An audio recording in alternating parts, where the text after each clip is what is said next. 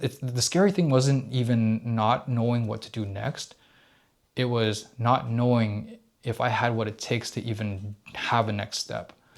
And that's what really killed me.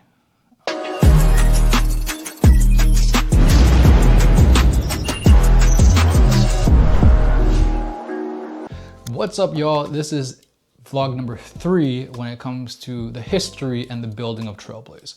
Okay, so I'm AC Tran, founder of Trailblaiz.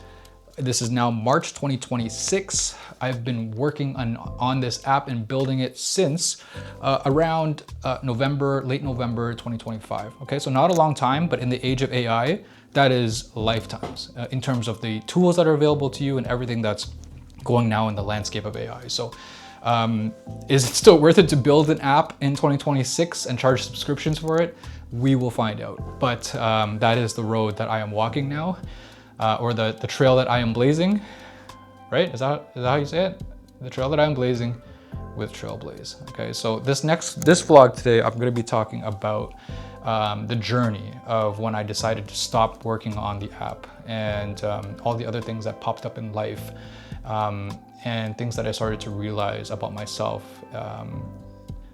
that really led to me dropping it and ultimately led to me almost quitting it completely, putting it completely on ice, and those same path and mentality and mindsets of what brought me back and other life circumstances as well.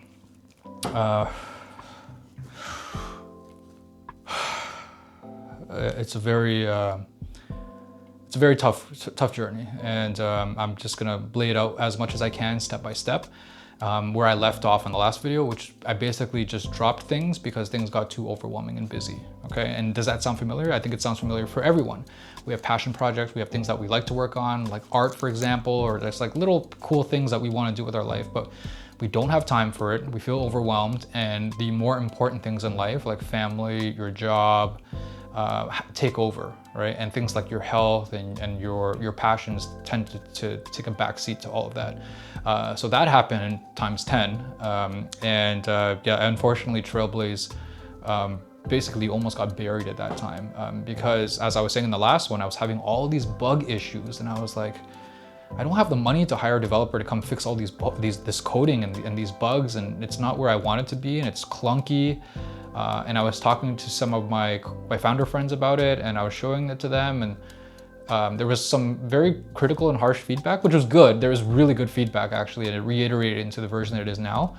But I felt like I had to keep on changing so much of this app. Like, I literally felt like I was changing 60% of it every single iteration. I was like, I just can't land on anything because, like, I don't know who I'm trying to reach with this. I don't know the problem that I'm trying to solve with this, meaning that I have no idea how to market this to people. Because building the app, as I said before, is easy now. It's like 10% of the battle now, and like anyone can build an app. But 90% of the battle now is selling it. So how am I gonna sell it? And that's a whole nother mountain I have to climb after, which is the marketing of it and selling of it. There's so many options, and like, never built an app before. I've never sold an app. I don't even know anyone who's sold an app before or built an app before, in this space especially. So I was overwhelmed, and I was like, man, you know what? This is just way too much for me to handle right now, and I'm gonna have to just drop this and just catch up with my other work, right? So my 9 to 5 was starting to pile up on me. It was starting to weigh heavy on me again, because of course, as I was building the app, like the 9 to 5 like kind of slipped for a bit, right? Like my attention was really just on building this app, and as I was doing that, things at my 9 to 5 were kind of piling up, and my manager had noticed that, and he was talking to me about it and saying like, hey, we need you to step up because like we noticed that you're literally not engaged or checked in lately. So my focus had to divert back to work for a bit, and you know, I'm not going to complain about my job, but it's a desk job. It's a 9 to 5. It's a government job. There's a lot of red tape, a lot of bureaucracy, and it wasn't always fun to go to work. So I just did what I had to do. Just to keep my job going, and my videography job also was very busy as well. I had to do a lot of editing. I was still working on a podcast with Adrian. I still am to this day. So that required a lot of editing, a lot of posting, a lot of analytics, And it takes time to edit long podcasts, right? It's they're long form like content, and like you really want to make sure you go through it with a fine-tooth comb to make sure that everything is good in it. So I take pride in my work, and in such, it takes me, you know, a considerable amount of time to actually edit one of these pieces, and all the short form and the long form, to be able to be active on YouTube and successful on YouTube. So like this took a lot of my focus as well as other projects and clients. Of course, when that happens, what else falls off the wayside? My health, right? So I wasn't working out as much anymore. I was starting to get a little chubby and fatter in the gut area. My health was tail spinning. I had all these sinus issues, and then I had my lymph nodes started enlarging and getting like pretty big to the point where I actually needed a biopsy. Like they were worried that my lymph nodes were inflamed for like months, like seemingly half a year. So that was very concerning, and of course, and my relationship with my son too seemed to be my last priority in practice. So it was very difficult to just continue to be on survival mode, fight or flight. I'm here all alone. I have a house, and I got to take care of everything, right? The laundry, the dishes, cleaning, the bills, like literally every little thing is on me here. And like my son's 10, 11, he can help me with a little bit, but mostly it's on me.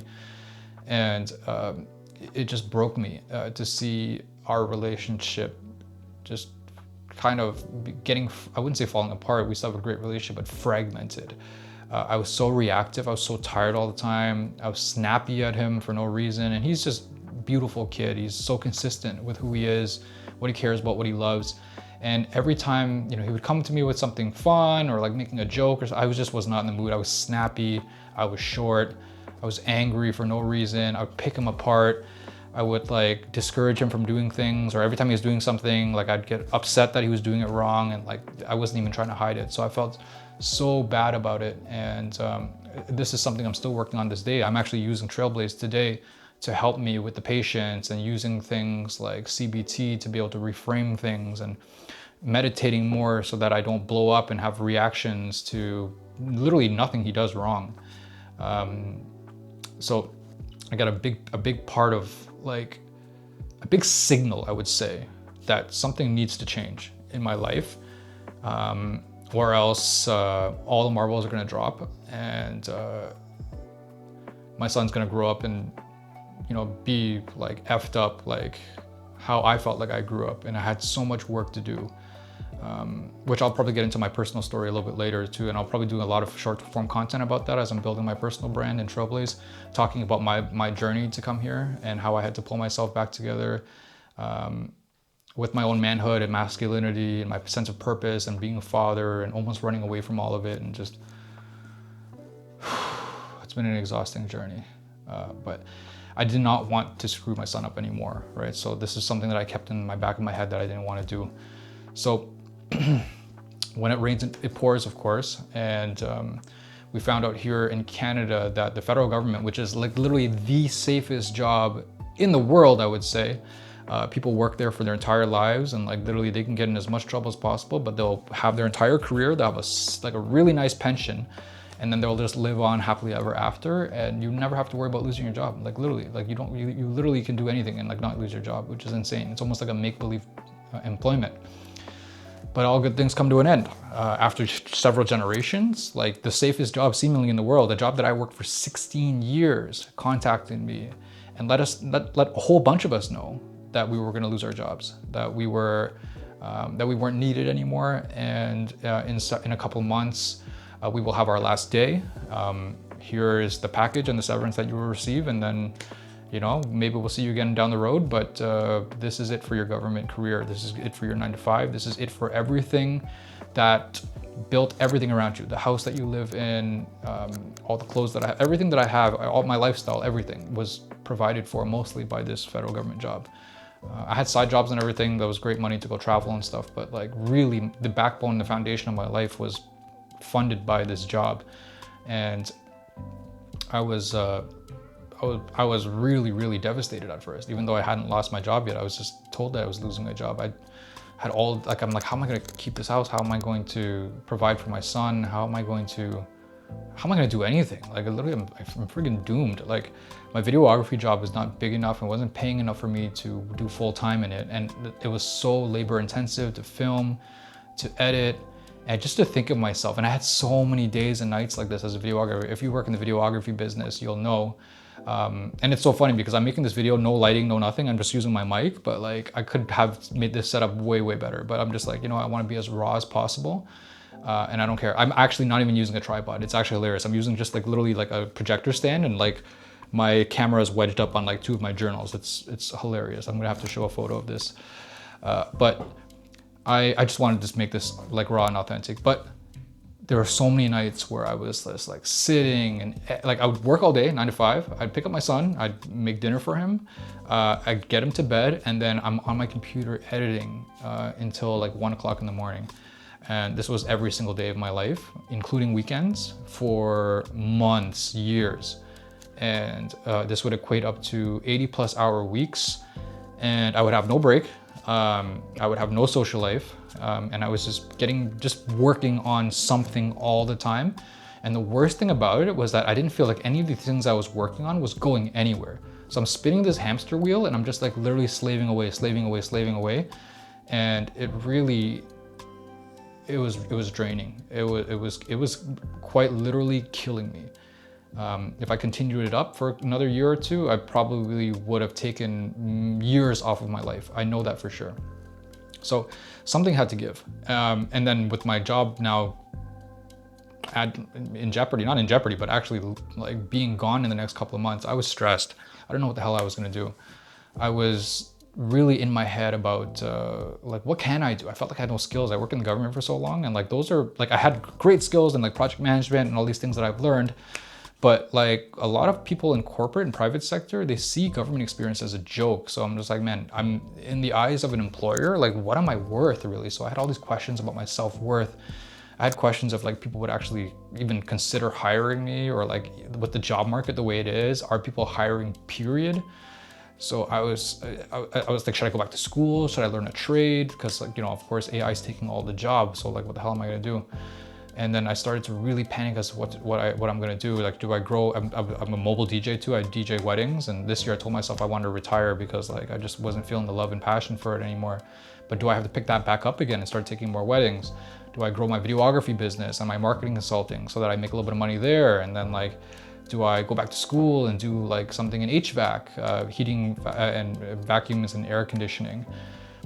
Do I move out of the country? Like I love to travel. I'm a big traveler. I love to see the world, and there's all these places in the world that are much cheaper than here that I can sell my home here and move to and just like be able to like figure it out there, and just, you know, maybe do HVAC out there in warmer countries and work on air conditioners.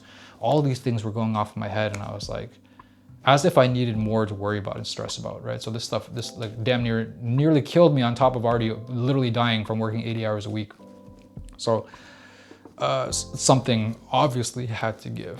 Because I was like, dude, not only am I like burnt out and operating on overdrive and overcapacity, the quality of my work is going down, the quality of my relationships is going down, the quality of my health is going down, and just overall the quality of my life is going down. And I don't know what to do. I don't know the first thing to do to bring things back up to just where my head is above water and I'm able to breathe.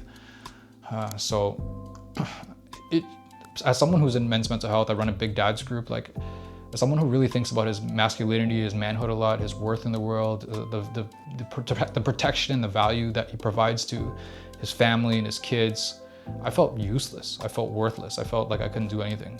So when you're operating from a place like that, of such low self-worth and having no vision and no purpose, you might as well just do nothing, because anything that you show up to, you won't have the energy to show up to do anything. And you're not gonna have the motivation to even complete jobs or anything like that. Like literally, I can't even think of anything to say right now, because like you're literally showing up on empty, as a shell of yourself, and just quite literally very useless. So as a man, like it's really hard to cope with feeling useless. And that's how I felt. I felt like I wasn't worth shit. I couldn't do shit. And that was very, very heavy. And I reached out to, I'm gonna save this for the next video actually, because this is almost like the turning point. So this basically was like the height of my unemployment, right? So I'm trying to figure out all these things, try to keep my job. Should I keep my job? Should I keep my options open?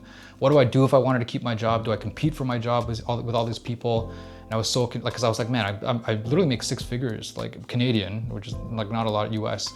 But I made 6 figures at this job. It took me a long time to get to this level, and I'm very proud of my job. I was proud of my employment. I'm proud that like I had a good job, and I own a home here, which is like a big deal out in Canada. So I was like, man, my whole identity is like tied up to this job, and I'm like, what do I do? What do I do next? Like, I don't know what I do next. Like, it's not even. The scary thing wasn't even not knowing what to do next. It was not knowing if I had what it takes to even have a next step. And that's what really killed me. So I'll save the next part for the next part of this, where I'm going to be talking about how it turned around and how I started to make a vision and what was next and how I got engaged back into the building of Trailblaiz. So thank you for following me along on this vlog. I really am not doing much editing at all. I'm just putting this up there as raw as possible. And again, like, share, and subscribe to anyone who's going through a reinvention period in their life, who would value from more self-awareness and journaling, or someone who's building anything, someone who's building out there, someone who's really building, and they don't know what the end is going to look like, and they don't know if they're going to make it, but they're just doing it anyway. So if I can provide some sort of motivation, inspiration, or some sort of a model to follow, I think I'd be happy to do that. So again, thank you. Please, again, save, share, like, subscribe, whatever you can do to help support the channel and to get most importantly, get the word of what I'm building out and why I'm building it. I would be eternally grateful. Thank you so much.